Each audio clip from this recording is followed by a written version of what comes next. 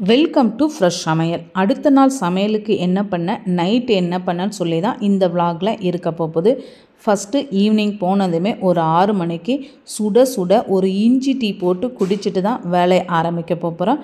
நல்லா நாட்டு சர்க்கரை போட்டுட்டு இஞ்சி டீ தூள் போட்டு டீ ரெடி பண்ணி வச்சுருக்கிறேன். அதையும் நல்லா வடிகட்டிட்டு 2 ஆற்றுனேன்னா நாட்டு சர்க்கரை உடனே கரைஞ்சிரும். ஸ்நாக்ஸுக்கு ஆந்திரா முறுக்கும் வச்சுருக்கிறேன். இதுக்கு அடுத்தது நம்ம நைட்டு டிஃபனுக்கும் அடுத்த நாளைக்கு தேவையான ப்ரிப்ரேஷனும் நடக்க போகுது.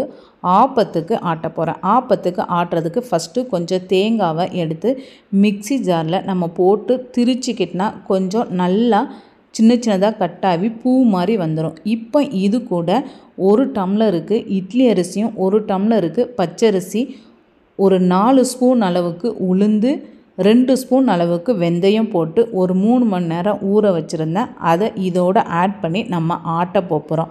இது கூட ஸ்பெஷலாக நம்ம மதியம் ஆக்கணும் சாதம் இருந்துச்சுன்னா அதில் ஒரு கையளவு, இல்லை பழைய சாதம்னாலும் பரவாயில்ல, ஒரு கையளவுக்கு போட்டுட்டு எல்லாத்தையும் சேர்த்து நல்லா மிக்சியில் நம்ம அரைச்சி எடுத்துக்க போகிறோம். சீக்கிரத்திலே அரைப்பட்டுரும். மாவு கொஞ்சம் கொருன்னு தான் இருக்கணும். இப்போ இதை ஒரு பாத்திரத்துக்கு மாற்றிட்டு கொஞ்சமாக உப்பு போட்டுக்கிறேன். தேங்காய் தண்ணியும் இதோட ஆட் பண்ணிக்கிறேன். மிக்சியில் ஒட்டிகிட்ருக்குறோம். அதையும் தேங்காய் தண்ணி விட்டு 2 சுற்று சுற்றிட்டு மாவோடு ஆட் பண்ணிக்கலாம். நிறைய தண்ணி விட வேண்டாம். உப்பு கொஞ்சமாக போட்டிருக்கிறேன். ஆப்ப மாவு, தேங்காய் தண்ணி, பழைய சாதம் எல்லாம் போட்டிருக்கனால நம்ம கையை வச்சு கிளறி புளிக்க விட வேண்டாம். ஒரு ஸ்பூன் வச்சுட்டு எல்லாத்தையும் கலக்கிட்டு நம்ம அப்படியே ரெஸ்ட்டில் விட்டுட்டோன்னா அடுத்த நாள் காலையில் மாவு நல்லா பொங்கி வரும். ஆப்பமும் பழைய சாதம், தேங்காய் தண்ணி, தேங்காய் பூ சேர்க்கும் போது ரொம்பவே சாஃப்டாக இருக்கும். பாசி பயிரை எடுத்து காலையிலே தண்ணியில் ஊற போட்டு வச்சுருந்தேன். நைட்டு அதையும் முளை கட்டுறதுக்காண்டி தண்ணி எல்லாம் வடிச்சிட்டு இந்த மாதிரி ஒரு பாக்ஸில் நம்ம போட்டு வச்சிட்டோன்னா நல்லாவே முளை விட்டு வந்துடும். நம்ம துணியில் கட்டி அந்த மாதிரி தொங்க விட வேண்டாம். இந்த பாக்ஸில் வைக்கும் போது எந்தவித பேட் ஸ்மெல்லுமே வராது.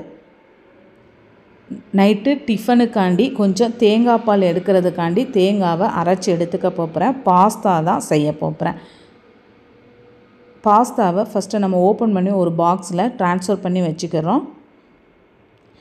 மதியம் வச்ச மட்டன் குழம்புல கொஞ்சம் மீதி இருக்குது. அந்த மட்டன் குழம்புல இந்த பாஸ்தா போட்டு செய்யும் போது செம டேஸ்ட்டாக இருக்கும். இந்த பாஸ்தா மட்டன் போட்டு எப்படி செய்யணுங்கிற ரெசிப்பியும் நான் ஏற்கனவே போட்டிருக்கிறேன். இதில் கொஞ்சம் இஞ்சி பூண்டு பேஸ்ட்லாம் போட்டு வதக்கிட்டு தக்காளி, வெங்காயம், பச்சை மிளகா எல்லாம் போட்டுக்கிறேன். இந்த மட்டன் பாஸ்தா நிறைய பேருக்கு பிடிக்கும். நான் செஞ்சு கொடுத்ததுலே நீங்களும் ஒரு வாட்டி இந்த மாதிரி ட்ரை பண்ணுங்கள். வெங்காயம், தக்காளி எல்லாம் கொஞ்சம் வதங்கி வந்த பிறகு நம்ம மதியம் உள்ள மட்டன் குழம்பு எடுத்து வச்சுருந்தோம். அதையும் இதோட ஆட் பண்ணி விட்டுருக்குறோம். இது கூடயே ஒரு 1/4 மூடி தேங்காவை எடுத்து துருவி பால் எடுத்து வச்சுருந்தேன். அதையும் ஆட் பண்ணிக்கிறேன். தலைப்பால் மட்டும் ஆட் பண்ண வேண்டாம். நல்லா 3 பால் எடுத்துக்கலாம்.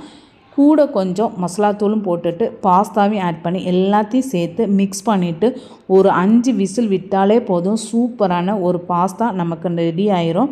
செம டேஸ்ட்டாகவும் இருக்கும். இது ரெடி ஆகிறதுக்கிட்டே நம்ம கிச்சனில் இருக்கிற மற்ற வேலைகளையும் பார்த்துடலாம். மளிகை ஜாமான் எல்லாம் வாங்கி அப்படியே கிடக்கும். அதை அந்தந்த பாட்டிலை கழுவி காய வச்சுட்டு நம்ம ஸ்டோர் பண்ணி வச்சுட்டோன்னா மாதம் கிச்சன் எப்போவுமே நீட்டாக இருக்கிற மாதிரி இருக்கும். வண்டு பூச்சி எதுவுமே வராது. பருப்பு ஐட்டங்கள் எல்லாத்தையும் நம்ம கழுவி டப்பாவை க்ளீன் பண்ணி வச்சுருக்குறோம். அதில் ஒன்றா ஸ்டோர் பண்ணி வச்சுக்கிறோம். பாக்கெட்டாக இருந்தால் கூட நமக்கு என்ன பாக்கெட்டு இருக்குதுன்னு தெரியாமல் போயிடும். இந்த மசாலாத்தூள் ஸ்பெஷலானது காயல்பட்டினம் கலரிக்கறி மசாலா. இந்த மசாலாத்தூள் நண்டு, மீன், கறி குழம்பு, ஈரல் எதுக்குனாலும் நம்ம போட்டுக்கலாம். நான் இப்போ செஞ்ச பாஸ்தாக்கும் இந்த மசாலாத்தூள் போட்டிருக்கேன். செம டேஸ்ட்டாக இருக்கும். உங்களுக்கும் இந்த மசாலாத்தூள் வேணும்னா சொல்லுங்கள். ரொம்பவே ஸ்பெஷலாக இருக்கும் கறி குழம்புலாம் வச்சு சாப்பிடும் போது. மசாலாத்தூளை நம்ம நல்ல பாட்டிலில் ஸ்டோர் பண்ணி வச்சுட்டு ரொம்ப வெளிச்சத்தில் வச்சா சீக்கிரத்திலே அது கலர் மங்கி போயிடும். நல்லா ஒரு ட்ராயருக்குள்ளே இருட்டில் வச்சுட்டுனா ரொம்ப நாளைக்கு ஆனாலும் அந்த கலரும் காட்டமும் குறையாமல் இருக்கும். பாட்டிலில் நல்லா அமுக்கி வைக்கிறதுக்காண்டி தரையில் தட்ட முடியாது. ஒரு கிளாத்தை போட்டுட்டு நல்லா தட்டி டைட்டாக ஸ்டோர் பண்ணி வச்சுக்கலாம். ரொம்ப நாள் ஆனாலும் நமக்கு கெட்டு போகாமல் இருக்கும். மசாலாத்தூள், மஞ்சள் தூள் ஏதாவது நம்ம பவுடர் திரித்து ஸ்டோர் பண்ணுறதா இருந்தால் மெயினாக தண்ணி படாமலையும் இருக்கணும். அரிசி மாவாக இருந்தாலும் சரி, கோதுமை மாவாக இருந்தாலும் சரி, எதுவுமே வண்டு பூச்சி வராமல் இருந்துக்கூடும். நீட்டாக நல்லா ஏர்டைட் பாக்ஸில் வச்சு நம்ம ஸ்டோர் பண்ணி வச்சுக்கலாம். இந்த vlog எல்லாமே உங்களுக்கு பிடிச்சிருந்துச்சுன்னா நீங்கள் லைக் பண்ணுங்கள், ஷேர் பண்ணுங்கள். இதனுடைய அடுத்த நாள் என்னெல்லாம் செஞ்சேன்னு சொல்லி தான் உங்கள்கிட்ட ஷேர் பண்ணுவேன்.